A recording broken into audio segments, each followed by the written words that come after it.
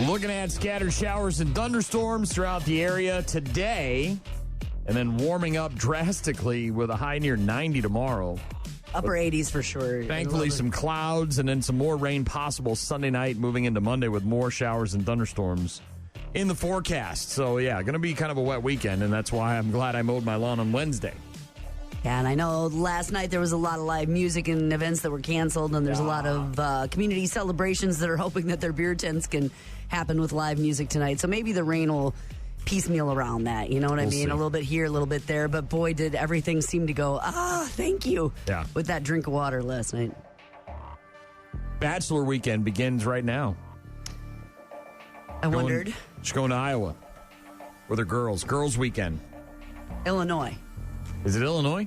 What did I say? Iowa. It's Galena. There's not a Galena in Iowa? I thought she said she was going to Iowa. It's Galena, Illinois.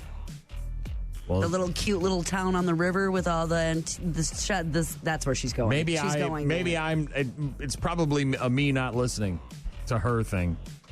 I don't think they're going to Illinois. That's like she said it's only like 2 hours from here. It is. It's right. It's Illinois? Brian. Illinois.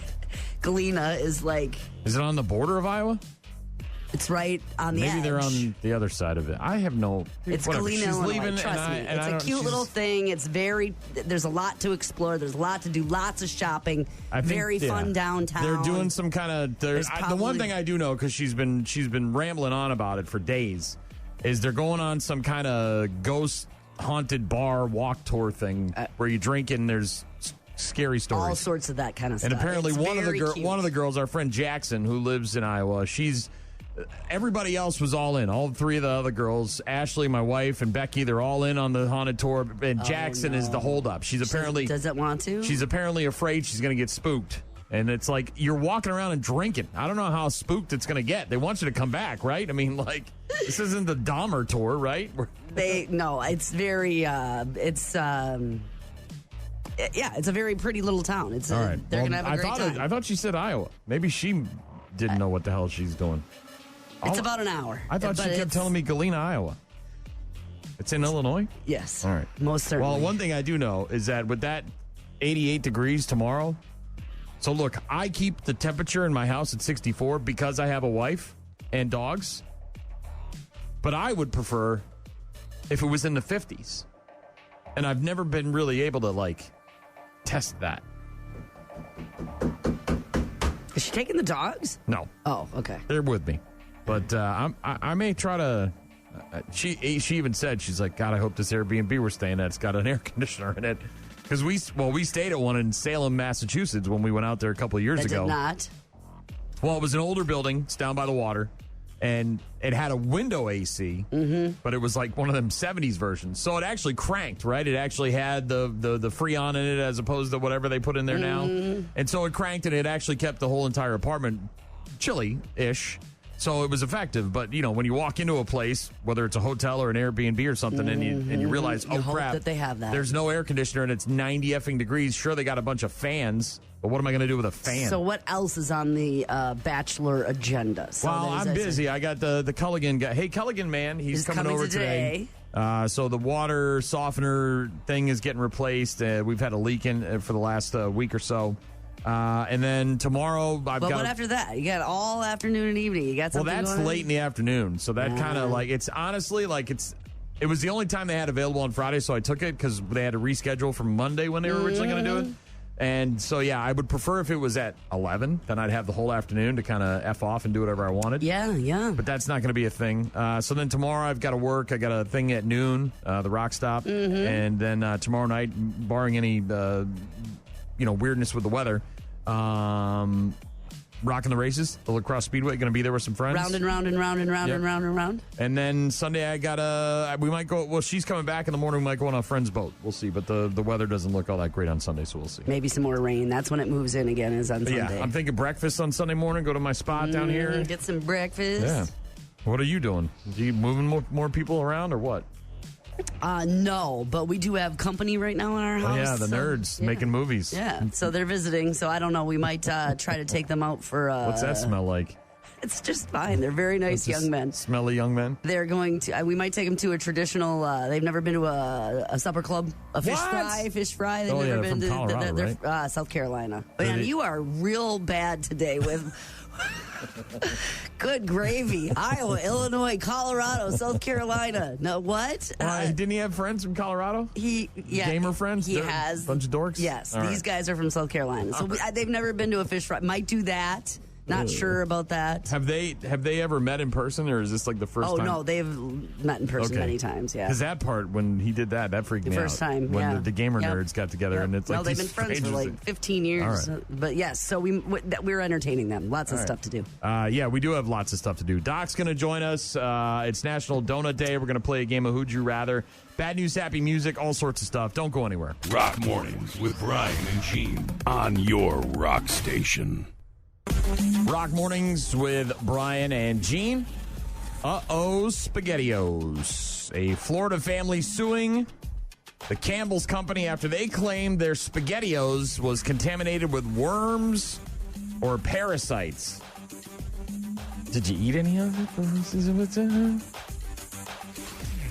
This complaint was filed in Florida. Mary Hubbard saying she purchased a can of SpaghettiOs from a Walmart supercenter in Okeechobee, Florida, prepared it for dinner. As she and her daughter began eating the dish, said she observed organisms, quote, actively moving within the food. Claims she recorded video footage that clearly depicts worm-like organisms moving within the food product. The video was not included in the filing, by the way. I'm sure they'll play that in court if they're going to have to. They take this to court. Claims that she and her daughter suffered parasitic infections from eating these SpaghettiOs. She reported having gastrointestinal illnesses, sepsis. What? Oh, Non-alcoholic fatty liver disease, anemia, and PTSD. Her daughter, identified in the complaint as P.L. reportedly experienced nausea, vomiting, and a parasitic infection. They're looking at about $75,000. Campbell's called the plaintiff's claims without merit, said they intend to vigorously defend against these allegations. All I know is that if I open a can of SpaghettiOs and I'm starting to eat and I see worms, there's going to be videos. Oh, for sure. There's going to be pictures. Absolutely. I'm going to call in a professional photographer. I'm going to have a newspaper in the background with the date on it. I'm going to have all that. I'm going to have all the evidence in the world. I'm going to keep the can. I'm going to take that bowl. I'm going to put it right in a bag. I'm going to bag it up. I'm going to call a lab right away. I'm doing all that stuff. I'm getting all the evidence before I start. Sounds like they sort of did, right? I mean, they have video. She's got video. That's all we know about right now. But lawsuit against SpaghettiOs. Speaking of lawsuits, are you familiar with Karen Reed? You remember her from Boston, the cop? Ended up dead in the front yard after the party. She dropped him off, and then she had to go through the trial. Yes. There's been multiple trials.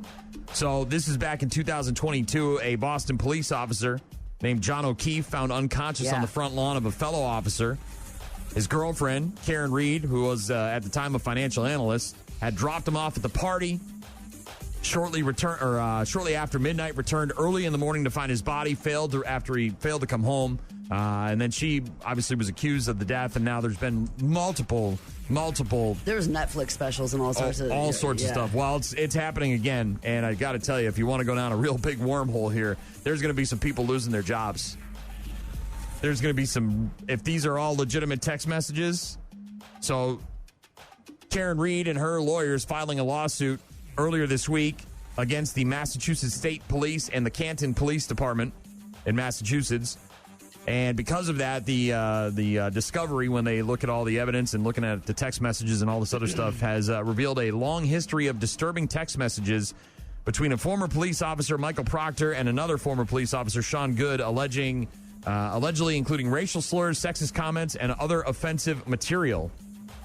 During the Reed case, Proctor was the lead investigator. He was fired by the state police back in March of last year, in part due to the messages that he sent about Karen Reed that came to light during her first trial, one of them in which he said, hopefully she kills herself.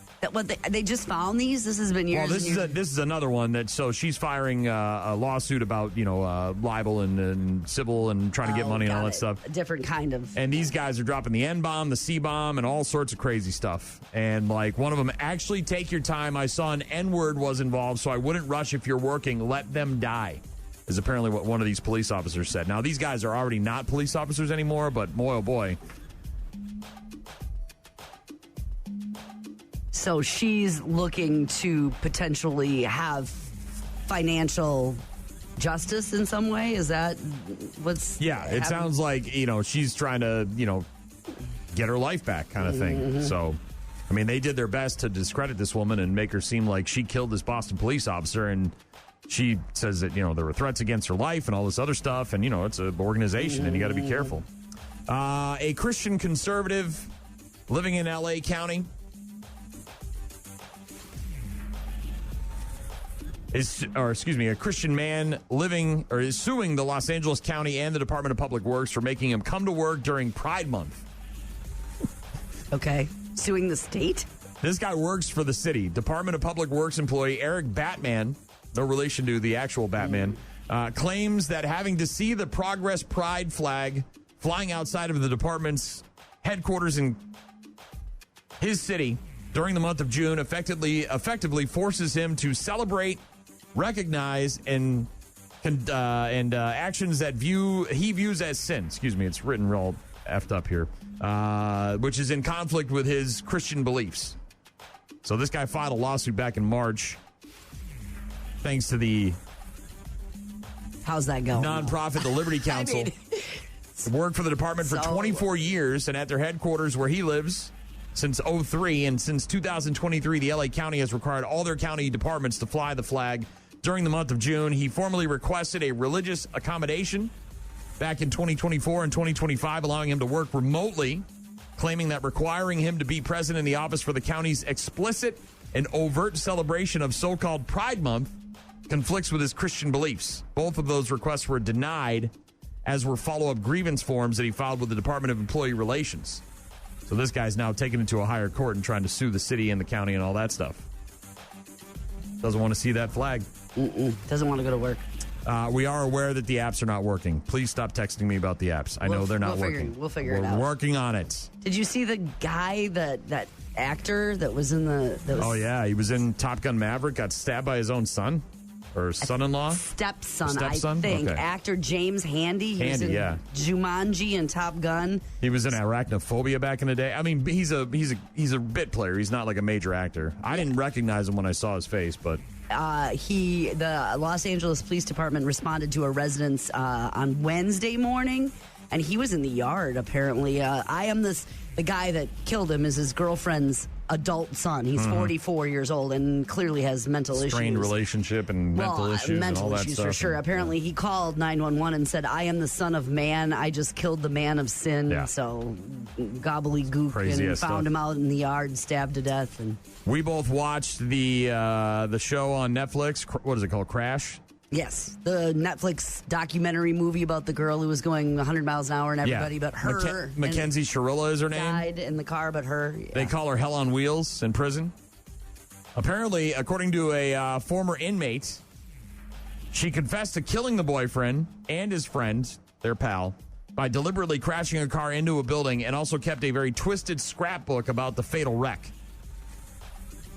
Shirilla has publicly insisted that the car crash from 2022 that killed her friend, Davion Flanagan, and her boyfriend, Dominic Russo, was an accident, but the convicted murderer apparently seemed amused by the story when she told fellow inmates. According to Anastasia, who was holed up with Shirilla in the Ohio Reformatory for Women. She said she was suicidal, but she almost looked as though she was enjoying telling the story, like she was amused by it. I amuse you? Yeah, she apparently did it on purpose, according to this one inmate, who probably got paid for her story. I was just going to say, I don't know if I believe anything anymore. I saw the movie. She's in jail. She's been found guilty of it. And a retired colonel, an Army helicopter pilot, who received the Congressional Medal of Honor for his role in the rescue of American troops during the Vietnam War in 1965, died on Sunday. He was 93 years old. His name is Bruce Crandall. He died at a retirement community in Tempe, Arizona, and his death was announced by the Congressional Medal of Honor Society, according To the New York Times, he was the second oldest surviving recipient of the medal. The oldest was Royce Williams, who was a Navy pilot that got the MOH back in February at the age of 100.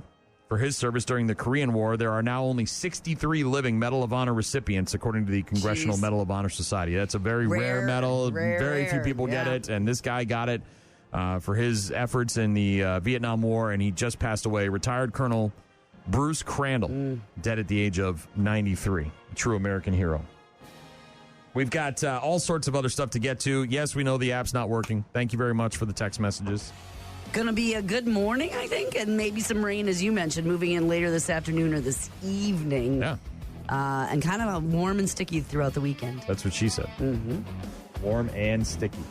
Sports after the Pretty Reckless. It's Rockfest music from Taylor Momsen and her gang of misfits. Rock Mornings with Brian and Gene. Find them online at rockmornings.com.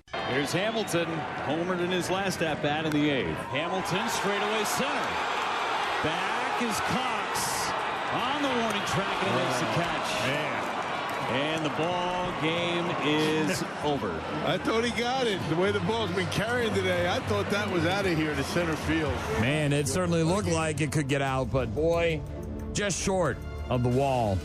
Yeah. And just short of tying things up. The Brewers losing to the Giants again yesterday, 12-9. They split that 4-game series against San Fran. No rest for the Wicked as they are on the road tonight, going to Colorado for the first of 3 against the Rockies. 7:40 first pitch for the Brew Crew tonight.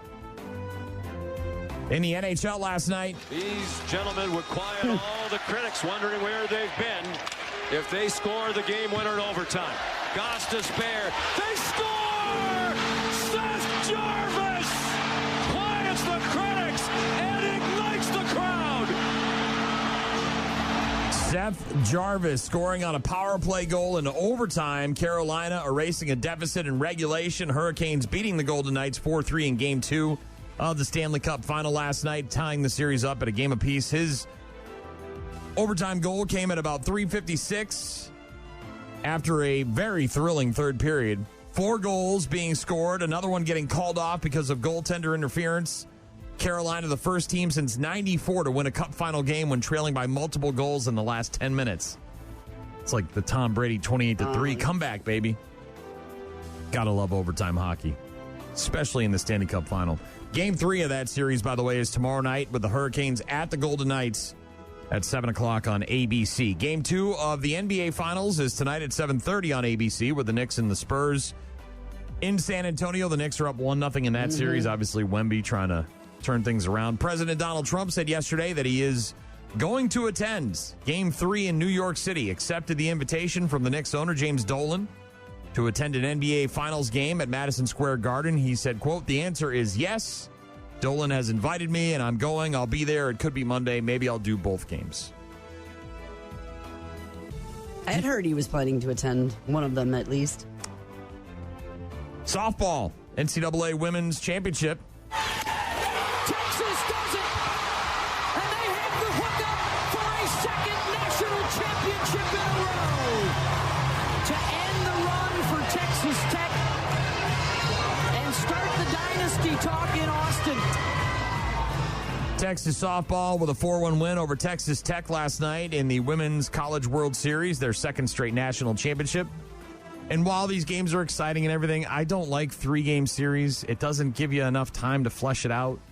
You can easily lose 2 right off the bat. I would rather see a 5 or 7 game series. I know that there's other stuff going on and these girls are going to other leagues and the school year's coming to an end and all, but I'd rather see, and it's a long season. I get all that, but like 3 games just isn't enough for me. I mean, it's just too damn short. Fate can be decided too quickly, and yeah, I mean, look, you could have a one bad game, and then maybe somebody gets hurt in the second game or is sick or whatever, has diarrhea, the squirts, and the next thing you know, you're out, and it's like, man, if we only had a chance to prove ourselves. I'm not saying you got to go for infinite games here, but I think a 5 or a 7 game series would be better. I just think 3 is way too short. The fan who ran on the court to try to take a selfie with Wemby got his ass arrested and banned forever. Right now, 6-point Nick lead. A fan just ran on the floor. Wants to take a selfie. Security quickly takes him away. gives him the appropriate boo. Fortunately, nobody hurt. Man, this is too good for that to happen. It is too good for that to happen, but it did happen, and now this guy has been arrested and banned for life. Lifetime ban from all NBA arenas. A league spokesperson said that a second individual will also receive a lifetime ban for his role in the incident. So whoever this guy was with, it must be Maybe it was the person who had the tickets. Well, and what I was thinking is, basketball ain't the only thing happening in NBA arenas. We go to NBA arenas all the time and see concerts. I mean, we go to the Target Center. We go up all over the place and see concerts and all sorts of different wrestling and monster trucks and who knows. I mean, I'm assuming that means you can never come into those buildings, or is it just during NBA games? I don't know, but... Do you think the person knew that was going to be the penalty when they ran out there? Yeah, you had to have assumed. All when right. you run out onto the court during a game and you're that close to a player and... I wish it was more like football, where if a tackle him. Oh, I'd love to see a 380-pound lineman. You know what I mean? Just give him a shoulder shiver. Boom! Just put that dude right on his ass. Not only would he have been arrested and banned for life, but then he would also suffered some injuries, some real pain. Well, they're going to make sure that everybody knows how significant the... And it's clear as day now. We got cameras everywhere now, so everyone knows what you look like. Back in the day, you could maybe get away with it because there wasn't a lot of cameras, and you could just be some guy in a mustache, with a fake mustache. You can get away with it. Now it's like there's HD cameras, 4K pointed at everything. Walking into we saw his ass all over the place. I'm sure they got his Insta handle and all that crap, his Snap, all that crap. Now he's banned for life. Big dummy. Foo Fighters in a bit. Rock Mornings with Brian and Gene on your rock station. I don't know where you people come from. I don't know if you test your products, your quantity of your products. Your products are very delicious. I love your sausage for 30-something years, but I can't take and feed a family of 5 on a little 12-ounce roll of sausage. I don't mind paying you more money for your 16-ounce roll of sausage, but you don't have it anymore. You've got a 12-ounce roll, and you got 3 men that weigh over 200 pounds apiece, a woman that's a little plump Scotch girl, and a daughter who's 13, and you're going to try to take a 12-ounce roll of sausage and a couple of dozen eggs and feed that. It ain't going to work, and I'm not going to purchase your product anymore or ever again. What happened to Jimmy Dean sausage? The classic customer complaint from many years ago for Jimmy Dean and their decision to get rid of 4 ounces of sausage. So instead of 16 ounces, you get 12. Rip it off the consumers. But what a it couple was. of steaks and a couple dozen eggs, along with the 12 ounces, wasn't enough to feed those 3 people. Yeah, the 4 4 ounces really made the big difference. I only play that today because it's sausage roll day. Have some sausage. So yeah. Maybe tomorrow when you're, or Sunday when you're a- having your breakfast. It's just a good excuse to play Jimmy Dean's customer complaint phone call from, again, many years ago. Computer geekeroids coming up with reasons to get rid of 4 Screw the ounces. consumer. I feel it. National Sausage Roll Day. Isn't it National Donut Day too? Yeah, we'll get to that a little bit later on. Donuts. National Donut Day, a bunch of other days, but we'll get to some donut deals in a bit. Game 2 of the NBA Finals tonight on ABC. Knicks are up game 1, or up 1 game in that series. Starts at 7:30. Tips off on ABC. Over on the CW tonight, the second season premiere of Totally Funny Animals. Tips off at 8 o'clock. Videos of animals being funny. Funny animals. They're always hilarious. Netflix tonight, the second season finale of Pop Culture Jeopardy. Gone through the semifinals, got to the finals, and tonight it is the finale. Second season finale of Pop Culture Jeopardy. Today on Netflix. You're tuning in for that. New comedy special on Hulu today from Hannah Berner. It's called None of My Business. I didn't really find anything in the trailer all that funny. It's just a lot of her going like this and making Stand-up? funny. Well, like the trailer's weird because there's one kind of joke at the beginning, and then there's about 20 seconds of her just making weird faces. So maybe and it's going just like a bad this. trailer? Yeah, I just didn't think the trailer was all that good. Ladies and gentlemen, Hannah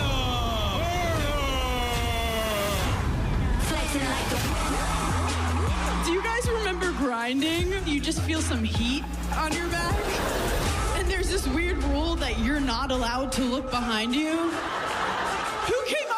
Like, God forbid I look, and he'll be like, and you're just trying to make eye contact with any girl in the room. You don't even have to know her. You just find one girl, and you're like... Yeah, and then the rest of the trailer is just her making weird faces. And anyway, it's called Hannah Burner, None of My Business, new stand-up special on Hulu today. Over on Netflix, a new movie, a romantic comedy starring J-Lo. It's called Office Romance. She plays a CEO who gets involved with one of her employees. Do you believe in magic? Honestly, since I first walked into your office, I believe in everything.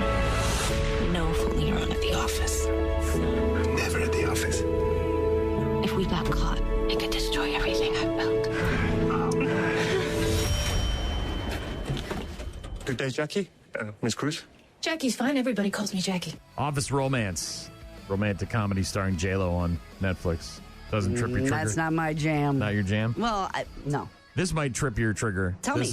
I watched the trailer, and actually, look, I like Javier Bardem. He's I know you do. a fine actor, and he's very good when he's creepy. And this role gives him the chance to be creepy. The problem is that we've seen this movie before. It's a 10-part limited series on Apple TV, and it's called Cape Fear. Oh, why does Max actually hate you? Because he went to prison. For a murder he didn't commit. Right? I don't feel safe. You know you're spiraling, right? You believe Max more than your wife? I see something eating at you. I never said a word about what happened. Cape Fear, 10-part limited series on Apple TV today. Amy Adams and Patrick Wilson, the married couple getting terrorized by Javier Bardem, the former ex-con, Max Cady. Their daughter obviously involved. In this one, instead of Patrick Wilson being the lawyer, it seems like Amy Adams is the attorney. Well, they have to make something different. Yeah, he gets out of prison, and he's got all the tattoos, and he starts terrorizing him. And, I don't know if the counselor thing's coming out, but... Counselor? Yeah. Ooh. Counselor? Yeah, that's on Apple TV today. Tomorrow on Fox, the Belmont Stakes. No chance of a Triple Crown winner, obviously. This year's Derby winner, Golden Tempo, skipped the middle race, but is apparently lining up for the Belmont Stakes, and a horse named Napoleon Solo was the winner of the Preakness. So this is the third leg of the Triple Crown, which obviously is not going to happen this season. Saturday night, tomorrow night on ABC, it's Game 3 of the Stanley Cup Finals. As they say in hockey, let's do that hockey. The Vegas Golden Knights will be hosting the Carolina Hurricanes. That tips off at 7 p.m. Sunday night on CBS, Pink hosting the 79th Annual Tony Awards. Award season continuing. And also on Sunday night on AMC, the third season premiere of Interview with a Vampire. I was telling you I started The Girlfriend, which is a year-old series on Prime a couple nights ago, which is a psychological thriller with Robin Wright as a director, I believe. And, from the perspective of the mom and then also from the perspective of the... And the mom and the girlfriend are working against the son? That's the deal? No, they're not working against the son. They both love the They're trying to boy. They win his have affection. problem with each other. That's a power struggle. And somebody dies because that's the very first scene of the very first show. Someone dies. But you just don't know who now. The girlfriend. That's on Prime? Prime. Okay. New in theaters this weekend, of course, Masters of the Universe. Live action adaptation rebooting the franchise. A guy named Nicholas Galitzine is that supposed to be good, do you think? He-Man. Look, it's going to lean into the nostalgia. You got to like He-Man to go and understand it and figure it out, but it certainly can't be any worse than the one that came out in the 80s with Dolph Lundgren. By the way, Dolph Lundgren does make a cameo in the new He-Man movie. It's called Masters of the Universe. It's rated PG-13. Jared Leto is the Skeletor villain. Idris Elba is Man-at-Arms. Morena Baccarin is the Sorceress of Castle Grayskull. Kristen Wiig plays Roboto, and Allison Brie is Evelyn, Skeletor's sidekick. Also in theaters this weekend, Rated R, Scary Movie 6. My God, he stabbed her! Not her! My pronouns are they, them. He stabbed them! We back! There's a serial killer on the loose. Hello, Tuesday. I have been preparing for this for years. This one taking a jab at films like Sinners, the vampire movie, Get Out, and The Substance, the Demi Moore body horror movie. Yeah, all really good movies. Yeah, Anna Faris, Regina Hall, Marlon, and Shawn Wayans all back together again, targeted by the return of a killer in the Ghostface mask. Celebrity cameos in Scary Movie 6 include Shaq, Anthony Anderson, Tiana Taylor as themselves, and then there's apparently a cameo by Kenan Thompson as Michael Jackson. That's Scary Movie a 6. Stretch. New Weird. music in stores today. You've got Bitch from Lizzo, her 5th album, playing that flute.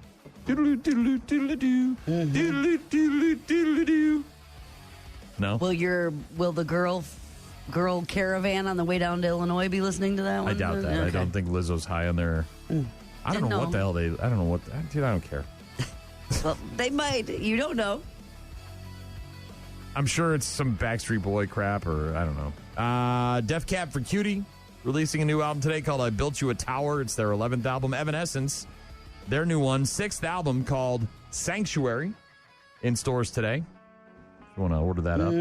And Barry Manilow dropping a new album, his 33rd album called What a Time. Does Barry Manilow know that you raid his wardrobe?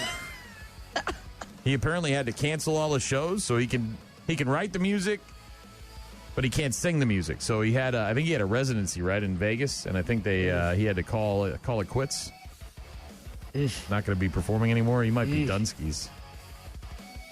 There you go. That's what's on the boob tube in theaters and what's new in record stores. If you can find a record store, Local record stores. Plenty of them. Pick up some new tunage. We've got Doc joining us a bit later on for today's racing reports. As you mentioned, it's National Donut Day, so we'll talk about some donut deals. Also got a Who'd You Rather and some bad news with happy music. Rock Mornings with Brian and Gene. Find them online at rockmornings.com. Now, I've never assembled a hot air balloon, and from what I observed, neither had any employee. I assumed eventually there'd be a safety briefing. There'd have to be a safety briefing. There was never a safety briefing. And like the sheep we are, we just started walking towards the balloon. But nothing about a hot air balloon ride is logical. A balloon the size of a building, an enormous Easter basket, and a blowtorch. We eventually reached the basket of our balloon. By the way, it was a physical basket made of wicker. Wicker! You know that stuff that can barely carry your laundry? It was supposed to cart my fat ass through the sky. We eventually landed in an empty soccer field. We sat there for like 10 minutes. And then this guy in this tiny car drove up, beeped his horn. We got in, he drove away. Then I was like, I don't even know if he's with the balloon company. There was a solid minute when I was like, I just volunteered to be kidnapped. The hilarious Jim Gaffigan talking about hot air balloon rides on National Hot Air Balloon Day.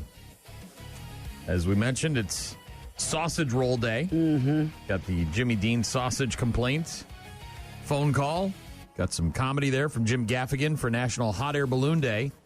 And it's also, of course, Donut Day, and we'll get to that here in just a bit with some deals that you can take advantage of. I know your wife isn't doing this on her girls' trip to Galena, but they do have, there's a hot air balloon adventure place down there that is like take flight over Galena that I may not have listened to everything she said, but I didn't hear, I specifically remember not hearing about that. About a hot air balloon. I know they do like dawn and dusk like every weekend from spring until fall, and they have it. And Viroqua's actually got their Rise and Shine balloon rally. I think that's next weekend. Yeah, next weekend, where you can go and, well, ride if you want, but certainly watch them as they all take off at dawn. It's a beautiful sight. I want to look at them. Beautiful sight. I like coming over, you come over the hill on the highway and all of a sudden there's, bam, like 30 of them up in the air. Yeah. It's cool to see. Very much I want so. no part of the wicker basket in a hot air balloon.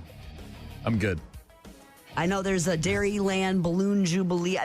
You're right. They are beautiful when you can see a bunch of them take off over, at sunset or at sunrise. Power lines, birds. There's so many. I'm good. It's never been a thing I've cared about. So I'm not like just the old guy who's afraid of things now. It's just more like I never cared about hot air balloons. I still don't. So I'm good. It doesn't hold any sort of like cool little kitschy thing. The Galena 25-year anniversary of their flights over Galena, apparently. So, but she's not doing that. She would have told you if she was getting. I don't think she's doing it. She may be. I don't know. She didn't say anything about it. Yeah. Bachelor weekend. We've got Doc coming up a bit later on, talking NASCAR racing. The stream is back and working. Got a text bright and early this morning. Said, "Good morning, Brian. I can't get the app on either Apple or Android to play the live feed. I also tried the Wi-Fi and not Wi-Fi." Thanks for checking into all that stuff. I appreciate that. You did a good job. Also got someone texting in earlier saying, "Is there something wrong with the app? I can't seem to get the broadcast this morning. The stream was down." Got it fixed, though. Also got a text from Roxy. Said, "Happy Friday, guys. What happened to the Yeehaw It's Friday bitches? Haven't heard it for the last few weeks." Well, there's a legal explanation for that. But because we're on in two locations now, La Crosse and Eau Claire, and because there's all sorts of legal mumbo-jumbo, and because we're not willing to pay for it or whatever, I don't know, but we can't play certain things anymore. So we can play certain things. Hey, it's Friday. We can play certain things in La Crosse that we can't play in Eau Claire, and that's just the reality of it. So sorry. Sorry, Roxy. No fun anymore. Can't have fun anymore. You can still say it. It's Friday. Waste of time. This is one of those things where you hope, you got your fingers crossed that it's going to end up in the right place. It seems legitimate. It's a terrible video to watch. Why? It reminds me of my mother, first of all. And granted, she was bedridden at the end of her life. But before that, when she was kind of confined to a wheelchair, but still able to kind of get up and move around a little bit, because of the cancer and everything she had gone through, she was hunched over real bad. You know, like one of these? Yeah, osteo maybe too, some osteoporosis. I'm sure there was some stuff going on there. I don't know what the exact diagnosis would be for that. I'm sure there's multiple. Anyways, there's a woman who posted a TikTok video of an elderly lady working at a movie theater. And she's very frail looking, and she's also extremely bent over to the point where she's looking at the ground.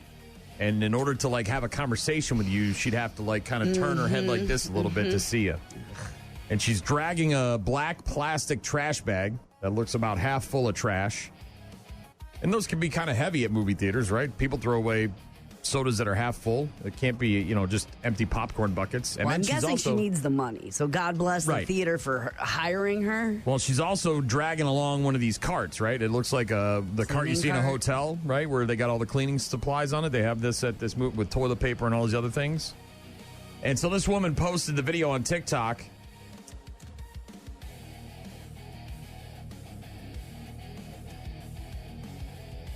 Saying that she was upset to see this woman, this elderly woman, struggling to get around as she worked as a cleaner at a movie theater. And then, of course, she also set up a GoFundMe account to help get this woman to retirement. Not quite sure what her actual situation is. So far, it's raised over $146,000. It's currently been paused. I'm not quite sure why. There hasn't really been an explanation given for that, but she later then surprised this woman, Mary, with the amounts, and Mary was very grateful. Here you go. This is going to show you what they raised for you. Oh, my goodness. That's a lot of money. How much? $144,990. That's a lot of money, and you deserve every bit of it. Thank you so very much to all the wonderful people that have donated money to GoFundMe, and I'm overwhelmed and certainly blessed by the Lord and you wonderful people. Thank you. And again, you just hope all this is on the up and up and that this woman's actually going to get the money. And she posted an update video and said that Mary may not want to retire, that she loves working, which a lot of these elderly people do, right? It's part of their DNA. They grew up probably working since the time they were 8, 9, 10 years old, right? In the family store, on the farm, or maybe paper I'm route or lonely whatever. if I'm not doing that. It does sound like the girl that shot the video was at the movie theater with her own grandparents. So she has a relationship with them and, noticed this woman and so on the surface, it seems legit and caring as opposed to a scam. And, yeah, I'm not... for all intents and purposes, it doesn't look like a scam. You just hope. And then, she had a goal of $200,000, and then it got to $146,000, and it got paused for some reason. And I don't know if that was so she could quickly post an update on social media or what the deal was, but it seems like if there's going to be more money rolling in, wouldn't you leave it open for a while and maybe get this lady a little more money? I don't know if there was something going on there, but apparently she's worked on and off at the movie theaters for decades. It's a place she likes to spend her time. Oh, yeah. Dude, I loved working at movie theaters. And apparently when she accepts the funds is planning to give a donation to her church and to the homeless. Yeah. Mary, we're trying to get you to stop working here. Come on, Mary. Yeah. Cool video. Cool story. Again, just fingers crossed. You hope it's legitimate. Got a text from Cheryl who said, I was forced to listen to country this morning while your app was down. I'm guessing it's a work thing. Like they overpowered her choice in tunes when she got to the location. Or she just had no other options, right? Depending on where you live.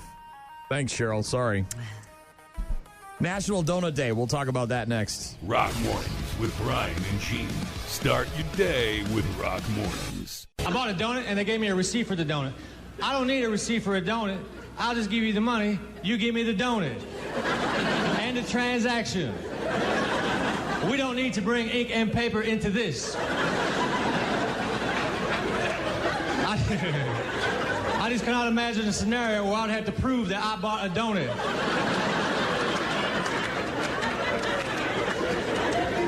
Some skeptical friend, don't even act like I didn't get that donut. I got the documentation right here.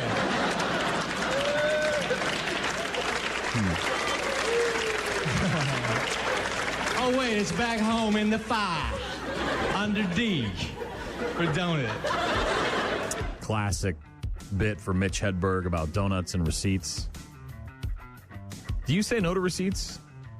A lot of the time, yes. Yeah. My wife is obsessed with having receipts. She is like her mother in the fact, I don't know what the problem is there. She's so terrified that someone's going to be able to circumvent the law and buy our house out from underneath us if they get a receipt that she didn't take from Best Buy or whatever. I don't know what the hell's going on. I only really take them when I think there's a potential that I might need to return something that was purchased. When we were living nah. When we were living in our first house, I remember discovering the treasure trove of receipts. And I said, honey, you got receipts in here from 10 years ago. What are you doing? And bought the shredder for Christmas and oh man, she's good. Oh, it was for me. I loved it. Hearing all those receipts getting zipped up. She still saves a lot. I don't we'll go to a festival and she saves the receipt. What are we doing? It's just we don't need it. National Donut Day. As we mentioned, it's also National Sausage Roll Day, National Hot Air Balloon Day, Donut Day, Gingerbread Day, Moonshine Day, Veggie Burger Day, and apparently it's Constitution Day as well. You know why? The donut, right? The Salvation Army. Yeah, the donut Soldiers. lassies. That's the history. Took place in Chicago, 1938 to honor that. The first donut day took place there to honor the Salvation Army's donut lassie. They were sent to the war in 1917 to care soldiers for need food. Wounded soldiers and provided a boost of morale in the form of a donut, a delicious fried sweet treat. Now, I'm not telling you to go shopping for donuts at the national chains. If you have a local chain that has got some donuts, a local donuts, bakery that makes delicious, like a local bakery, certainly patronize them first. They may not be able to offer you a deal. That doesn't matter. You should still go to your local spots first. However, if you're looking to save some money, most of the national chains can offer some sort of deal on Donut Day. Sure, the big one. Dunkin's got to have something, right? I'm waiting on my Quick Trip here. I'm waiting on my Quick Trip text message. I'm waiting to see what they're doing. Krispy Kreme offering customers one free donut of their choice. No purchase is necessary. You can just walk in and say, I'm here for my free donut, and you can get a free donut. You can also get a dozen of their original glazed donuts at Krispy Kreme for $2 with the purchase of any dozen at the regular price. Dunkin's is going to give you a free donut with the purchase of any beverage. Time to make the donuts. So, yeah, you do got to buy something at Dunk's, but you get a free donut as long as it's a beverage. You want to talk real customers? Kid, that's me. I'm like the mayor of Dunkin's. This is the face of Dunkin' Donuts right there. Get a couple of vanilla nut taps, Gene. Tim Hortons, those are a little more hard to find. They're doing the same thing as Dunkin's, but their deal isn't just today. It runs all weekends. Free donuts, Gene. Nothing wrong with that. Apparently 7-Eleven is treating their 7 Rewards and Speedy Rewards members to unlimited classic glazed donuts for just 50 cents each at participating locations. Casey's, the gas chain, right? Gas store chains. They're offering their Casey's Reward members a free donut today, June 5th. Members can redeem the promotion for a variety of donuts, chocolate croissants, and danishes. Limit 1 donut per rewards member. Lots of different donut deals out there for chain restaurants, chain donut shops. What's your favorite kind of donut? Well, I told you that my son is excited to try, which is a chain, is my understanding. And you know Gold Belly, where you can order the fancy foods and stuff. So they're on Gold Belly. So I know it's a chain. But they happen to, I think, originate from Boston or the Boston area.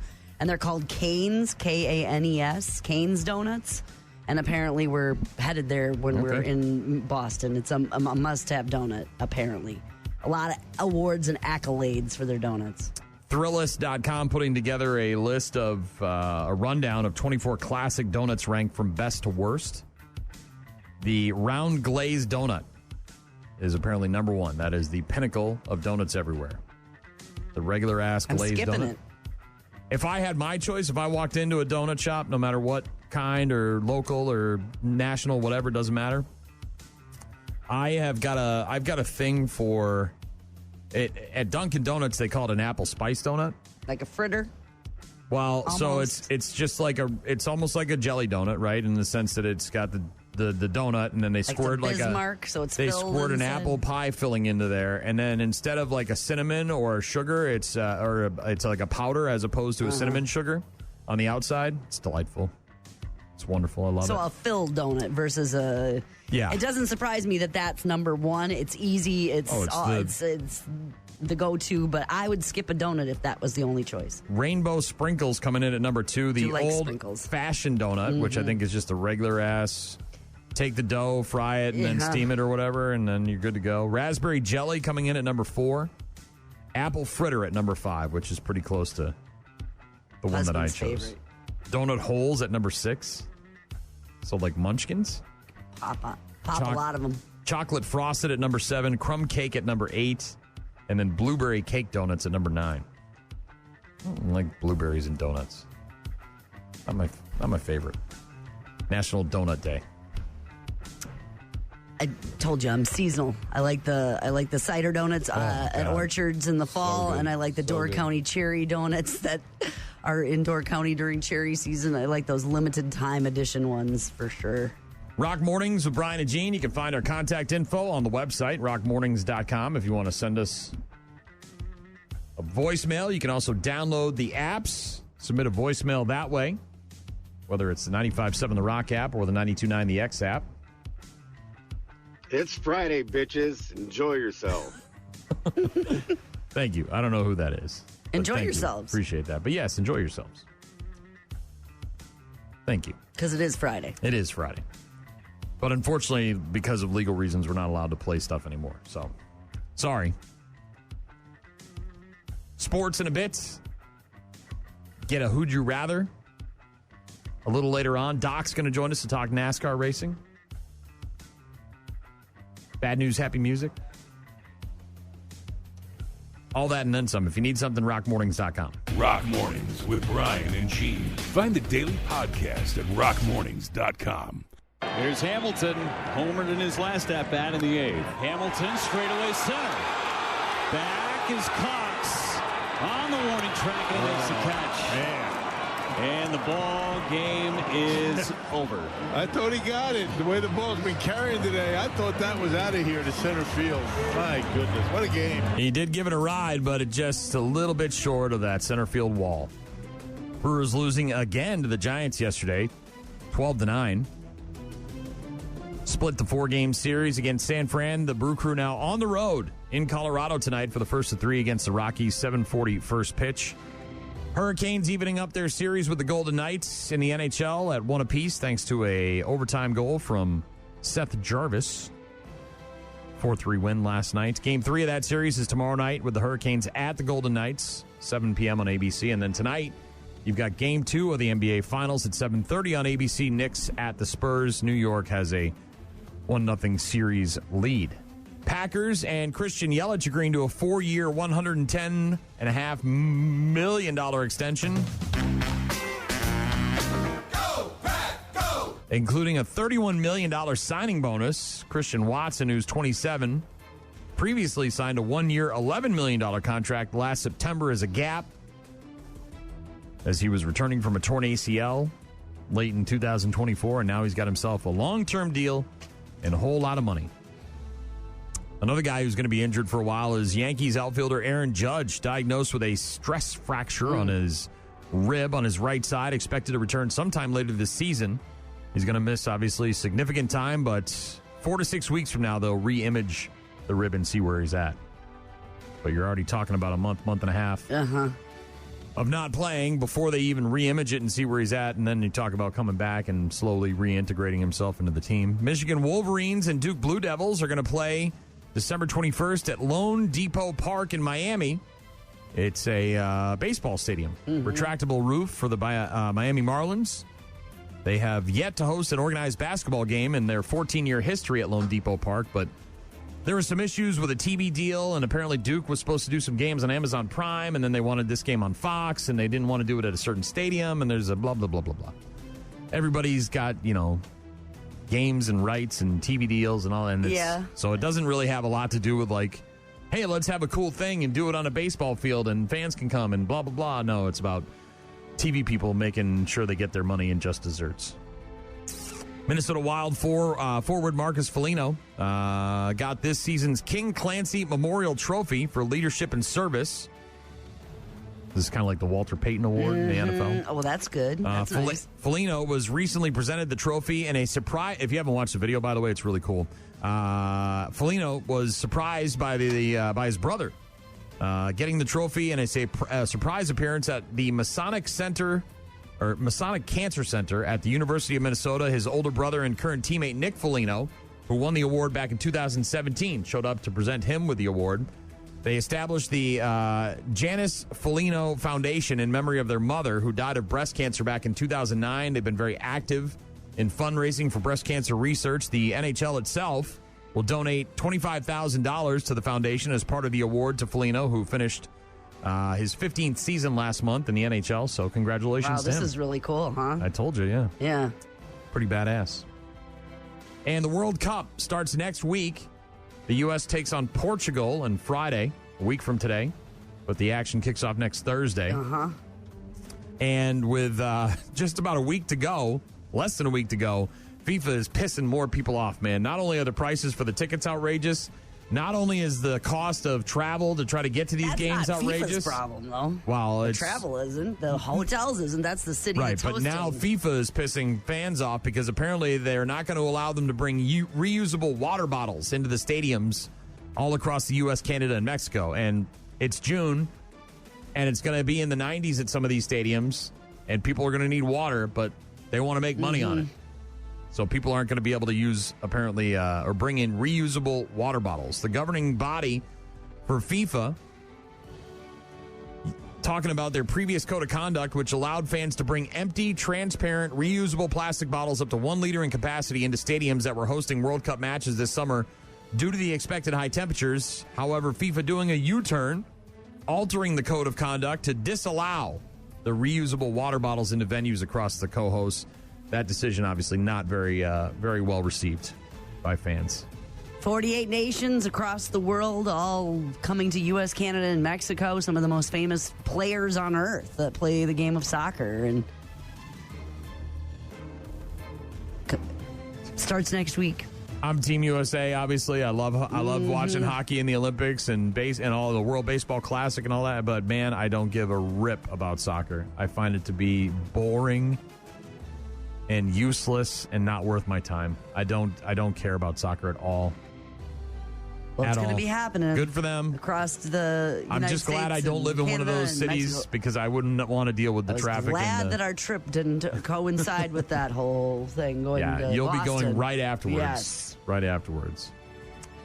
It's Rock Mornings with Brian and Gene. We'll get to a Who'd You Rather next. Rock Mornings with Brian and Gene. Weekdays, 6 to 9. Had a text from Cheryl a while ago who said that she was forced to listen to country this morning while the app was down. And after listening to us discuss it, she said, the hubby forced me while getting ready? There was a question mark there. Okay, it's the husband's fault. He prefers that, and she usually wins and has the station of her choice on. I took that out of context, and I said, yowzer, easy there, hubby. No means no. The hubby forced me while getting ready? She said, in his defense, he did try your app first. Thank you. Thanks, Cheryl. Brian in Colorado texting in saying, good morning, everyone. Happy Friday. That's effing BS. You can't say some words if you don't like it and get offended, then don't listen. F them. JK, still a good show. Keep rocking. No problem with the stream over here. Is this a Knicks guy? Is he the Colorado Knicks guy, the one that emailed about that's Robin. Okay. That's Robin Stoddard. This is Brian in Colorado. Okay, got it. Brian in Colorado is the one who wanted the advice about going to the Brewer game. Remember? Oh, yeah. He was for his kids. I think he's going to the 24th of July. Brian, it's not that we can't say things. It's just we have certain things that we can't play because we're in two markets. That's why. So there's legal rights and mumbo jumbo. Thank you for listening. Thank you very much. Steve texting in saying, please play Pardon Me from Incubus if you have time. I'm having one of those hit every red light dumbass drivers kind of morning. I hate that. I hear you. Where you can literally see it counting down in front of you and you're like, I'm not going to make to the 3, 2, 1. There it goes. Yeah, those are the worst. It feels like everything is working against. No, it literally feels like it's not just I get around this one guy and everything's good to go. You get around that one guy and then there's another guy in the other lane. Then there's a pothole and then there's a red light and everything is just awful. I know what you're saying. It's almost worth pulling over somewhere, going out, getting your donut, enjoying that on the Friday, changing the course of the way things are going, and getting in a different light pattern. You know what I mean? Yeah. It's almost worth it. Reset the program. Turning the computer off, turning it back on, seeing if that fixes the problem. Also got an email from David who said, good morning, Gene and Brian. Mr. Bachelor for the weekend. Just had to go retrieve a bus with door problems on the last day of school. Glad the chaos is over, at least for a couple of months. Will you play some Happy by Mudvayne? Have a great weekend. Thanks, Dave. Last day of school, got to fix his bus, make sure the kids can get home. They got windows. They got a back door. You Does can it get open out. this way? Is it still I think flopping? It must be the door where they come in and out. Yeah. Is that still a thing? Mm-hmm. Okay. Sorry to hear that, Dave. Last day, though, bud. Hang in there. Just heard from Shinedown, song called Bully. Your kids ever get bullied? I think it happens to everybody, right? I mean, I think they had negative experiences with particular people, but I don't know if it, I would qualify it as bullying? Quantify it as that. Okay. Or describe it as bullying? Mm-hmm. And look, kids, because of who they are. There was a very challenging time in there, that middle school, late middle school, early high school.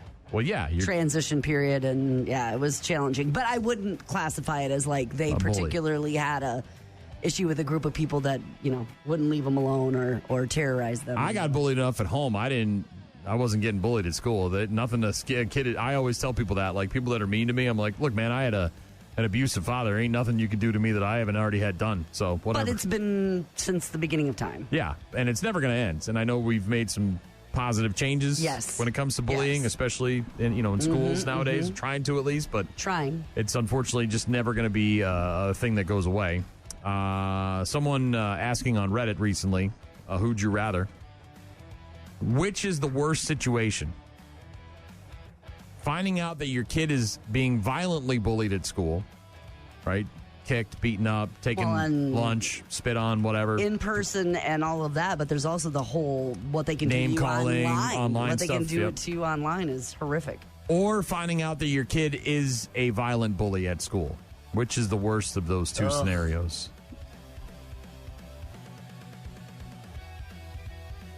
Well, I don't want nothing bad to happen to my kids. But I really don't. I mean, it's kind of like that movie I told you about that's horrific to watch. And it's the school shooting where the parents hear about it and they're freaking out because it's at their kid's school and everything. And then the police come to the door and the mom's dropping to the ground because she thinks her son's dead. And the son is the shooter. Right.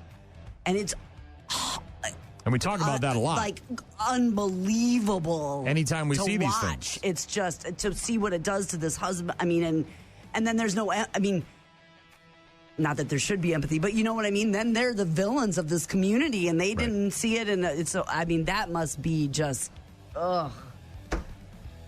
And the guilt and I mean, just all of it. A Reddit poll asking which would be a worse realization, finding out that your kid is the one being violently bullied at the school, or finding out that your kid is the bully doing the bullying at the school. Probably that my kid is the bully. Really? That would be worse than the... Yeah, because... Now you're talking about the kid has got something wrong with him. Right. And I messed up as a parent. Correct. And now I've got to correct this, and I also have to figure out how do I correct it quickly. Because if I can find out that this is happening to them, what can I do? Can I help them? Can we change schools? Can I get them in therapy? And that happens to, unfortunately, people, and that would be horrific. And it could scar them. If they're the victim, you're saying. If they're the victim. But there's help we could get. If they're the person that, what in the world is your thought process that you're inflicting pain like this on other people, and why and how and what the hell's wrong with you, and how did I raise you? And it's like the people showing up at the door saying that your person is the shooter as opposed to the victim. 66% of people in this Reddit poll said it would be worse to find out that their kid was the bully, whereas 32% said it would be worse to find out that their kid was the one being bullied.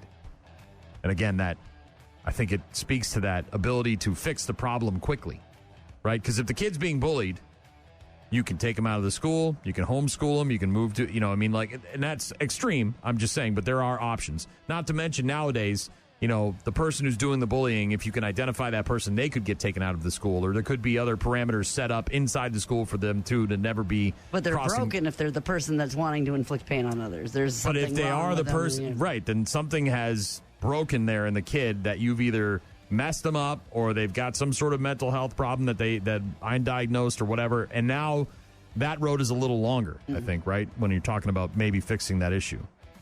One parent said, my kid being a violent bully would be a harsher realization about my own parenting and a more difficult follow-up conversation to start fixing the issue. A lot of other people agreeing, saying that the kid would have learned it from them, right? Where does that come from? Usually it's a learned behavior, right? I see my dad abusing my mom, or I come from a violent home, and my only outlet is to... Or there's a split of some sort that you can't blame on the parents. On the flip side of that, one person did say it's definitely worse if they are being bullied. Schools are often useless with that stuff, and as a parent, you are even more helpless because you can't do anything to the bullies. Yeah, and when I want to quantify that answer, I mean, I still would pick what I chose, but you said violently as opposed... I mean, not that, but when you put it in silos of bullying, right, the fact that there could have been physical violence to my child is horrific. But look, as a person, again, who suffered through, that kind of relationship with my father, I mean, the physical violence wears off. I mean, like, it sucks. It's not fun. I'm not, but man, the social trauma, the long-term effect that I carry with me now, all these years later, is always that emotional stuff, right? And that disconnection from reality. Another person said, as someone who was heavily bullied, finding out my kid was a bully would be so shameful and humiliating. Again, a recent Reddit poll asking people, what would be the worst realization, that your kid is being violently bullied in school or that they are the one dishing out the bullying? And 66% of people said it would be worse to find out that the kid was the violent bully. rockmornings.com if you want to respond to that, weigh in on that topic. That's got to be tough. Thankfully, I don't have kids. I don't have to worry about that. Yeah, I think if I did have kids, finding out that your kid is the bully would be tough. Well, the investigating the why. Right. I mean, well, and especially, in your scenario, right, where you two are not, did you guys ever do corporate punishment, spankings and stuff like that? No. Okay. Right. So there's not a lot of, you know what I mean? There's no real impetus for that becoming a problem for them, right? So, again, it becomes this learned behavior, right? This sort of well, that's what mom and dad do. in order to get me in line. So if I want this kid to do, and they're not thinking that out loud, it's a subconscious thing. But you'd have to collaborate with the school. You'd have to figure out how to make amends. You'd have to, investigate the why. And being ousted from other, you might be heavily involved in PTA or other organizations, and now you're the mom of the kid that's bullying other kids in school. And what were the predictors? Did you see it happening? Did you see it? Then everyone questions your parenting and whether or not you're you do. Who cares? Well, that would but then you're scarlet letter. You're walking around worried about that all the time. That's not good. Who'd you rather? We'll get to bad news, happy music. Doc's racing report. Lots to go. Again, if you want to weigh in, rockmornings.com for all our contact info. Rock Mornings with Brian and Gene. Find them online at rockmornings.com. Friday mornings at about 8:15, we hear from the mid-pack legend, Mr. Technicality, Car 54, Billy Doc Niles, a.k.a. Captain Retirement, a.k.a. hashtag Mr. Fister, a.k.a. hashtag this guy. Happy July. It's happy 4th of July, and it's like 3 weeks from now. Hashtag this guy. I'm kind of anal. That's what all the guys at the campground say. Hashtag this guy. You're getting a thrill by listening to Bill. No, absolutely. All the time. Hashtag this guy. He gets to stay on the box. Not this weekend. She's on a girls' trip. It's not going to happen for me. Hashtag this guy. Going to have to come from the back. Well, maybe in that new camper you can come from the back. Hashtag this guy. Going to be a big one for them. That's what she said. Hashtag this guy. He could be coming from your backyard. Ugh, Doc. Wasn't that girls' weekend to be coming from? Yeah, hashtag this guy. A lot of beating and banging. That sounds like a good weekend in that new camper. Hashtag this guy. Nothing says you can't slip one in without saying anything. Oh, Sneaky Pete. Hashtag this guy. First day with the new tongue. Practice. Hashtag this guy. God damn, I'm going too fast. Nobody ever said that. No, that's why he's the mid-pack legend. Hashtag this guy. He sees her. He doesn't have time to turn away from her. Blasts her in the rear end. Hell yeah, he does. Hashtag this guy. I do this in the truck every week, too. Oh, you nasty. TMI. As Bernie Mac would say, you nasty son of a bitch. Hashtag this guy. Whoa, what am I touching here? Whoa, what are you touching here, Doc? Well, I'm scratching my head right now. There's a scene in Ocean's 13 where they're all standing around, trying to figure out, one of their problems. And Terry Benedict says something, and Vasher says, you don't do the same bit over. You do a different gag, which leads me to believe if you're standing in the studio to your left, there's two jokers waiting to harsh on me right now. I thought to his left, actually. What's going on? How did he find out? How do you know? What is he doing? I don't know. I didn't tell him. You think I don't know things like this? All right. Somebody told him. No, nobody told me. I just know these two. They thought they were going to surprise me again. So, ladies and gentlemen, back for the weekend. Wish it could be for other circumstances. To the left of Brian is sitting Dan the Voice Deicher and the PR man to Midwest Racing, Kevin Ramsel. Hello, boys. They're actually to the right of me, Doc. You were almost correct. We had to move some stuff around. We're not used to move. Oh, you got Gene on the other side now? No. We're just not used to having this many people. We only have so many outlets. We're not used to having this many people. But Dirty Dan Deicher has made his way back from Florida. He's here in the studio, and he's obviously wish it was better circumstances, but going to be here, going to be at the Speedway tomorrow night, and then we're going to be over at Features in West Salem on Sunday for Shorty's services. That is correct. All right. I don't know what's going on. Can't hear him. Talking to this mic over here. Yeah, come over here, dear. Sorry. Start that one. How's that? Is that better? Way better. All right. Oh, damn. Hey, thank you guys for having us back in the studio. Back in Wisconsin, the second homeland. Feels good to be back up here again. Wish it would have been under different circumstances. We've known Shorty for 20 years and moved down to Florida, and the wife and I knew two people down there. That was Shorty and Ann. Now one of them's not there. And now we decided we stay in Florida. Do we move back? What are we going to do? We're kind of undecided what the future's going to hold, but very, very tough not having a guy like that that I would yell, Shorty, every weekend at the racetrack when I'd announce, and I'd get, hey, Big Dan. And that went on for 18 years, and same thing down in Florida. I'd go into the pool. He'd come over to the house, go to the pool, and it was the same thing. Don't lie to the people, Deicher. Don't lie to the people. Just you're going to miss him cooking perfect steaks for you every Sunday. I was going to say, Deicher, you look like you lost some weight. I know that it's only been a couple weeks since Shorty passed away, but how are you even feeding yourself? I mean, this guy... It's hard. All the briskets and everything he'd send us pictures of? We a couple of days after he passed away, we were talking, and Ann was talking with her kids, and we were talking about the first cookout we have when he's not there, which we haven't had yet. That's when reality is going to hit.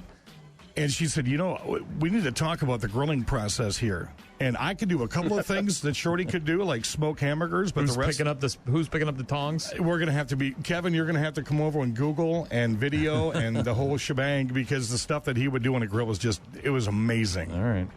Well, Deicher, it's good to have you back in town again. I wish it was for better circumstances. I know I'm going to see you tomorrow night at the La Crosse Fairground Speedway. We've got Rock Night in Turn 1 going to be there, and then Sunday we'll be at Features in West Salem. 2 to 6, I believe. 2 to 6 is when the service for Shorty is going to happen there. So if anybody listening wants to join, I'm assuming it's open to the public. Going to be open to the public. It's not going to be in their new facility behind it. It's just going to be in Features itself. Okay. From 2 to 6, we're going to be sharing food and a lot of memories. There was a second reason that I had to come to Florida, and I was coming up here regardless, is Doc told me that he needed someone to christen the new camper. Oh, don't even. So this weekend, I'm in so much trouble with her right now. Red is pissed at me. Trouser chili and Niles' new camper will happen. That was him. You want the death wish too, don't you, Deicher? I had nothing to do with that, Doc. You told me not to talk about it. I'm not talking about it, but Deicher brought it up. Nope. That's Deicher. Yeah, wait till she sees you on Sunday, Deicher. All right, I guess Doc's got to do something he calls a race report, something like that. All right, Doc. We didn't have a ton of news this week. I did see that Kyle Busch's kid got back into a car for the first time since his dad passed away. That was obviously pretty significant. How far away is he from? Is it 18 that you got to be before you can get in a Cup car? Yeah, it's 18 before you get in a Cup car. You can race the other series if you pass the tests. Okay. But it's I'm pretty sure it's 18 when you have to get in a Cup car. So he's only I believe he's 11 right now. So he's got 7 years to season himself up, and it's a cool thing that they're going to hold that number for him until he gets there. Couple news stories here, and mostly regarding that naval base Coronado race coming up in a couple weeks. If you remember, a couple of years ago, Checkhouse Racing had an extra car that they would give that would invite world-class drivers from other racing disciplines around the world to drive, called Project 91. Yeah. This week they announced that former F1 standout Kevin Magnussen will be piloting that car at Naval Base Coronado race in a couple of weeks. He's been, since he left F1 a couple of years ago, he's been racing a bunch of sports car races, and he's got an Indy race under his belt, too. And for those who have the Prime app, check this out. This looked pretty funny in the previews last night when I watched it. Today premieres the NASCAR versus Navy mini-movie. The movie pits several NASCAR drivers against some of the Navy's finest and elitist members in different sports-type competitions. Watching the previews last night, it appears to me that Ryan Blaney takes the lead role for NASCAR, so check that out. That's on Prime today. They are at Michigan this week. It's a 2-mile D-shaped oval super speedway, 18-degree bankings, and they get really good speeds on this one. Jeff Gordon has the qualifying record set in 2014 at 206.5 miles an hour. Denny Hamlin won this race last year, and if you remember, it was gifted to him when William Byron ran out of gas on the last lap. Fantasy experts, they like Larson, Hamlin, and Reddick. When I filled mine out last night, Briscoe, Blaney, Gibbs, and Bell, guys who are popping up in the top 10 no matter what racetrack they go to. So there's some guys you could slide into your top 10 real easily. What are you going to slide those guys into? Top 10. What are you sliding real into, easily. Where are you putting all them guys, Doc, in your top 10? They're going to be in the top 10. Deicher and Ramsel, top 50. VegasInsider.com via the BetMGM app brings us our odds this week. Hamlin at plus 325, Bell at plus 450, Reddick at 500, Larson 800, Gibbs and Briscoe 900, Blaney at 1,000. Tonight, Red Cedar Speedway. And hey, by the way, did you guys catch that race on F1 Wednesday night? If you didn't go live, our friend Paul Reichert went live, and he was amazed by Red Cedar Speedway. So kudos to the staff up there for laying out the welcome mat for everybody. What a great race you put on. And Kyle Larson just put a whooping on everybody Wednesday night. Duh. Check that out when it shows up for a replay. He's a professional. He better be putting on a beating.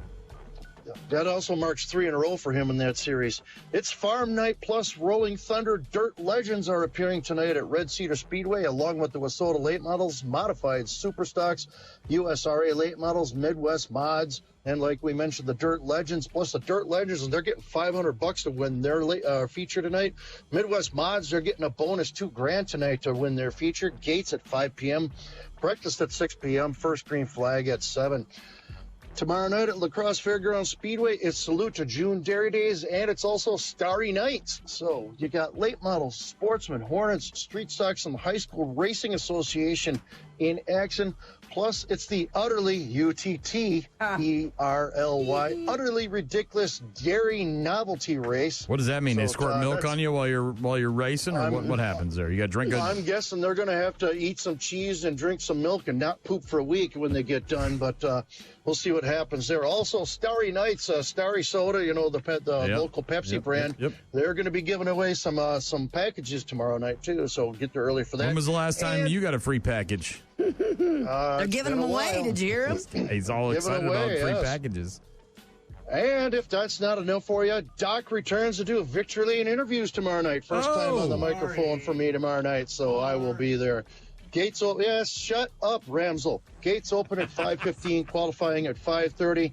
First race at 7 p.m. And hopefully we get to see a lot of you Sunday. If we don't see you Saturday night, tomorrow night, hopefully we get to see you Sunday afternoon at the Celebration of Life for Shorty. Like Dan mentioned, it's at Features in West Salem from 2 till 6. Remember, race fans, wherever you're at in the country, take your family out this weekend and support a great local short track. Doc's Race Report has been brought to you by our friends at County Materials on Empire Street in Holman and County Materials on Menominee Street in Eau Claire. That's 2 great County Materials locations celebrating 80 years of serving Western Wisconsin. That is this week's Race Report. DOC, always a pleasure. I will see you tomorrow night, and then I'll see you again on Sunday. I'm going to kiss your wife right on her red lips. Just as long as you're not talking about the camper. That's all that I didn't bring it up. Deicher did, man. Just you and Deicher. You and Deicher should probably avoid her right foot if at all possible, because she'll score 2 on you two. If that camper's a rockin', don't. Oh, never mind. It's never rocking. No, Doc, it's okay. It's all right. If that camper's a rockin', I don't have it sturdy. He's practical. I love Doc and his practicality. All right, Doc, each and every Friday at about 8:15 with the NASCAR Racing Report. We'll get to bad news, happy music, and we'll do that next. Rock Mornings with Brian and Gene. More from Brian and Gene is coming up. You're about to enter a beautiful, exciting, wonderful new world. A cockroach living in your nostril. Now that's just nasty. Add in some haven't pooped for 30 days. Poop is raining from the ceilings. Poop. And sprinkle in some hashtag Florida Man for flavor. Florida Man. Florida Man. Florida Man. Florida Man. Florida Man. Florida Man. Florida Man quits his Burger King job, steals all of their chicken nuggets. It's bad news. Bad news. With happy music. Let's rock. You know, you get some of these stories, and it is the most Canadian thing you've ever heard. Mm-hmm. Like someone broke into a hockey arena and stole some hockey gear and then made a getaway on a Zamboni. Right? Mm-hmm. That might be the most Canadian thing of all time while drinking maple syrup. A moose, yes, right. Right? I don't know if it was a Wisconsin crime. Maybe it was someone broke into a cheese factory and made off with all the spotted cow and cheese curds. While drinking spotted cow? Yeah. I mean, there's, this might be the most San Francisco thing of all time. What do you think of when you think of San Fran? You and I probably have wildly different opinions about San Francisco. Yeah, probably. Well, I'm thinking of the Golden Gate Bridge and Ghirardelli Chocolate. You've been there, and I haven't. Waterfront and so you're thinking of actual locations as opposed to like the pier. And I'm thinking more of like the overall and the hills and the Fuller House. What you think San Francisco is about, sort of like the vibe of San Francisco rather than the geography. So is this? I'm being you. Is this like a vegan with a? Getting there, getting a lot closer here. We're starting to hit we're starting to get near the wet spot here, Gene. We're getting there. You're poking around the hole. A burglar in San Francisco used a Waymo while stealing yoga clothes in San Francisco as a getaway vehicle. A driverless car waiting for him outside while he stole a bunch of clothes from the hot yoga class. It certainly doesn't sound like the best idea. Counterintuitive, right? Yes. You usually want to control your own destiny when you're trying to escape from a crime. But there's no witnesses, maybe? Well, not only that, but the Waymo obviously and the robo-taxis probably are hooked up to the law enforcement in some way, shape, or form. So if they get reports of a guy robbing a yoga place, they could probably search or they could find the Waymo and maybe lock the doors so you can't get out, and then they could apprehend you easily. I don't know. I'm assuming, but Waymo captures and stores ride footage. It's not known for how long that data is stored. What is known, however, is that data was gone by the time the search warrant was filed in April. Now, this crime occurred in January. And it doesn't sound like they only keep the records for a short amount of time, so they're... Yeah, the Waymo account data also didn't help. The burglar took the Waymo ride to a yoga studio called Hot 8 Yoga, where that person... It was Hot Yoga. Of course it was. It's San Francisco. Again, this is our, what is our assumptions about... They took it to Hot Yoga. They entered the building, took the yoga clothes. Yep. Got back in the robo-taxi. That's all they wanted? And this is all according to the business's own security footage, not because of the Waymo, because the Waymo only kept the footage for so long. The account information that Waymo turned over to the cops as part of the search warrant didn't lead police to the suspect, however. But this guy has now been arrested after stealing yoga clothes and then using a Waymo as his escape vehicle. And then he stopped and bought some avocados on his way home. Is that what happened? Might be the most San Francisco thing of all time. Took the 405 to like the 101. Isn't that the Californians? This guy. Yeah. It sounds like almost the burglary and the theft was more like for spite than it was for money. I mean, what was he doing with some... Maybe it was they owned a yoga place and they needed, and they were doing it to some sort of corporate battle or something like that. To make money, it sounds almost like it was like yoga clothes can be probably pretty expensive, right? If you're, I'm guessing they were new. But Lululemon or something like that, of course. But it just sounds like it was more personal. It's happened again. It's never going to stop. I don't know why this continues. I mean, it just boggles the mind. A Georgia high school teacher, female, has been charged with repeatedly having sex with a 16-year-old boy, a student, while allegedly exchanging nearly 20,000 sext messages and begging the boy to run away with her to Mexico. Her name is Amanda Katz, was a teacher and then administrator at Roswell High School in Georgia. Smiling, smirking, whatever you want to call it, kind of a little grin in her mugshot. This past week, she was charged with improper sexual contact with a boy, which carries a maximum sentence of 20 years in prison. The student told investigators that he had unprotected sex with her several times, mostly in her home and in the backseat of her Jaguar.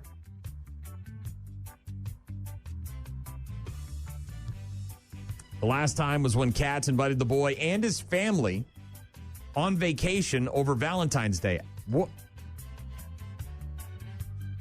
Does the family not know that the sexual relationship is going on? So they just think it's a mentor situation. And she's like, hey, I have money. I don't understand that whole thing at all. I don't either, but... Where a teacher says, hey, I'd love for you and your son to come on vacation with me? Huh? That's when the boy's mom found the string of disturbing text messages and confirmed what was going on. Uh-huh. Investigators found a staggering 19,585 text messages shared between the two. Christmas to Valentine's Day. We're talking about 2 months, not even a month and a half. The middle-aged teacher made it clear she was in love with the teenager. Some of the texts, quote, as much as I loved falling asleep next to you and you growling, I want you, I'm not even sure we would hide it. I'm crazy about, I mean, look, you can I don't need Google this and read more about it. It's an adult woman talking. She obviously was put on leave during the initial investigation. Then she resigned on April 30th, and now she's been arrested and is probably going to face some jail time. 19,000 plus text messages in a month and a half from Christmas to Valentine's Day. That is some loony stuff. Crazy. Moving on to Florida. Hashtag Florida man.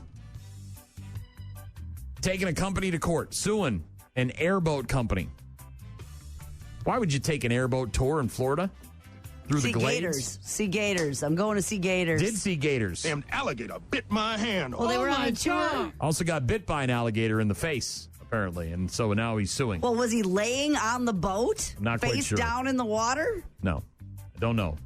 South Florida man is taking a company to court after he was bitten by an alligator last summer. The man's name is Adil Kasanov. He visited airboat rides at Midway back in we almost did that. June of 2025. This is right around Christmas. During the free alligator encounter experience, he got bitten by an alligator in the face. Isn't that where you want to, you kind of want to get bitten, right? Isn't that the deal? Oh, yeah. So they didn't use reasonable care or proper handling or something. So this wasn't on the boat tour. This was like a petting zoo of some sort. Well, it's an airboat ride. Yeah, but it's they an weren't alligator on the encounter. ride. I don't think they were. I don't think they were on the ride. He's accusing time. the business of negligence, claiming to have suffered disfigurement and hospitalization. Said there were no warning signs or other devices to warn or indicate the vicious nature of the subject alligator. You dumb bastard! It's an alligator. What do you think it's going to do? Is this thing real? This alligator! No measures used by the defendant to restrain the gator or otherwise protect the individual in the lawsuit. He's looking for damages over $50,000. Gator don't play no shit. I don't know, dude. You go to a gator encounter, you got to expect to encounter some gators. What do you think gators do? Well, what I don't understand is that it sounds like that there was, while you're waiting to get on the boat, there's some that are over here in a canal, in a like a petting zoo for All right, so gators. it's like a gator farm That's down what I'm there. Guessing. Yeah, but they have to have the gators behind like a fence or something, right? They don't just put you in the gator thing. Typically, they wrap a band around their mouth to prevent bites. I don't know, so. dude. If you're messing around with gators and you there's get a bit, handler it's an understanding. You got to have you messed around and you FA and you FO'd. Well, and how did it get so close to your face? Were you pretending Trying to kiss it or take a selfie or something? Because I don't know how you'd. Now, if they invited the guy down like a circus and they're like, "Oh, put your head in the tiger's mouth," kind of thing, and then and then it did. All right. But you still put your head in the gator's mouth, dude. I don't know, man. There's got to be some personal liability. Look, I'm not getting near the gator. You can bring me down here all you want. I'm not getting anywhere near. I'm not going in the tank. I'm not going near the tank. No, because I don't want to get bitten by the gator. And if I go in there and I get bit by the gator, that's my own damn fault. Much like the guy at the show that's messing with the gator, trying to get it to hiss and do all the things. If you get bit by the gator, well, you're messing with the gator. I don't know what to tell you. Moving on to Florida. Hashtag Florida. Staying in Florida, actually. Deputies with the Sarasota County Sheriff's Office responding to a Walmart after they got a 911 call about a shooting. Caller was at the Walmart when they heard a popping sound ring out. The caller also reported seeing a trail of blood near the bathroom area in the front of the store. If you've ever been to Walmart, you know they're all right up there by the customer service. A short time later, an individual suffering from an apparent gunshot wound was then located at the Sarasota Memorial Hospital campus. So this guy apparently got shot at the Walmart, dragged his ass out, got all the way to the hospital. Surveillance video from the Walmart showed a man entering the store with a holstered gun in the waistband of his shorts. While attempting to adjust the gun in the holster, it discharged and struck him in the leg and groin area. Ever fired your gun up in the air and gone, ah? No, I have not ever fired my gun up in the air and gone, ah. It's right there by my This big wiener. idiot giving everyone that is a responsible gun owner a bad name for messing around with his gun, and next thing you know, it goes off and shoots him in the underpants. in the Went off wieners. in his underpants. Bad. I'm the guy with the gun. Mm-hmm. Shot himself right in the wiener, Gene. did. Leg and groin area. Man, did that go in my wiener? It did. It did. Come on, man. The rest of us are we're good. Stop it. You're giving us all a bad name. Last but not least, a woman from Virginia is suing an Outback Steakhouse. I don't know if it's just that location or Outback Steakhouse, like the whole entire corporate thing. Probably the corporate thing. There's more money there. Her name is Tracy Renshaw. She alleges that she slipped on mashed potatoes and fell back in May of 2023, and she's suing the steakhouse for $1.5 million, claiming the restaurant failed to maintain a safe environment for customers. Outback denying the claim, citing contributory negligence and arguing the condition would have been open and obvious to a careful customer. How are you going to sue for $1.5 million because you slipped and fell on some taters? What had to happen to you? Well, what happened with her fall? Like, did she break a hip, smash her elbow. That's not $1.5 million. Did she? None of that is mashed potatoes was it? Well, I don't know. How much do they put on a plate? Enough to slip and They fall, put a dollop of mashed potatoes on there? Potatoes. Boil them, mash them, stick them in a stew. Renshaw says she had a slip and fall incident May 14th of 2023. Mm-hmm. Renshaw brought the matter to court to recover damages for injuries that she sustained. Her complaint alleged that she slipped on a slippery foreign substance, which appeared to be mashed potatoes on the floor while going to the restroom, calling her to fall face forward onto the hard restaurant floor. Face forward, broke her nose or something. Be present. That's not $1.5 million. It's not. You don't get that. I know you shoot for the moon and you hope for the best, but come on, man. Twice baked? Well, it's certainly not a baked potato, right? You're not slipping on that, are you? Well, you could if it was twice baked. You could roll your ankle, maybe. Yeah. These people. Outback said it can neither admit or deny the allegation that it operated the Sterling, Virginia Outback location, so that allegation shall be construed as denied. Denying the claims. Apparently that location's permanently closed now, too. Not quite sure it had anything to do with this. Yeah, maybe it has more issues than just the mashed potatoes on the ground. Got a text from John, said, good morning to the best show on my way back from Milwaukee for work. Would much rather be at the Brewer game tonight. Can you play Name in Blood by Black Label Society? Thanks, John. Thank you. Appreciate that, John. And the Brewers are in Colorado, so you'd have to drive real far to see him tonight. You can watch, though. Got a text from Lenore who said, poop in the streets. I think she was referencing San Francisco. It's very dirty. It's disgusting. They don't take very good care of their city. Got a text from Cheryl earlier. Said she had to listen to country music this morning while the app was down. Several other people letting us know the app was down. Thank you very much. It's fixed. It's been fixed. Thank you. Appreciate that. $1.5 million. Get out of here.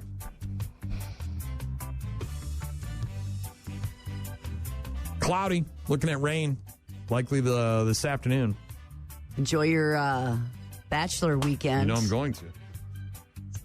Snacks. I might not come upstairs. There's snacks and beverages in the basement, and it's about 10 degrees cooler than it is upstairs. Did you buy any special, weekend home alone snacks? Like your favorite things that you like to eat that she's not a fan of? You do realize that we're two only children and we don't have kids. That's our entire life. Well, I know, don't have to hide anything. You don't have to. Maybe there's things you make that you do. Love I look to like eat a guy whose wife is trying to stop him from eating snacks? Well, I'm just saying that maybe there's a dish or something you like that she hates, so you guys never have it because it's not something that she likes. No, not really. No. There's no special snacks in the house. We have lots of snacks. There's chips and cookies and all sorts of stuff, but I've actually got a bunch of rice I got to finish. I cooked a bag of jasmine rice, and I was mixing it with chicken and vegetables and stuff that we had, and so I've got this well, sort of. Anyway, so there's a lot of that, and my wife doesn't eat the leftovers, so I got to eat all that this weekend. So I'm going to be working on that. Got to eat that all this weekend. You can throw away some rice. No, I'm not throwing away. Are you kidding me? That's wasteful. You're one of these. If you get sick of it, Brian, you can just get rid of it. No, you don't. You don't waste food. That's dumb. Starving kids in China would eat that. Okay. Did you not have a mother? Didn't you grow up on a farm? Isn't that job number one is to finish your... You're not part of the Clean Plate Club? Back to your point of 2 income, no kids, you can throw away some rice if you're sick of eating it. No way. I paid for it. I'm going to eat it. That's the way it goes.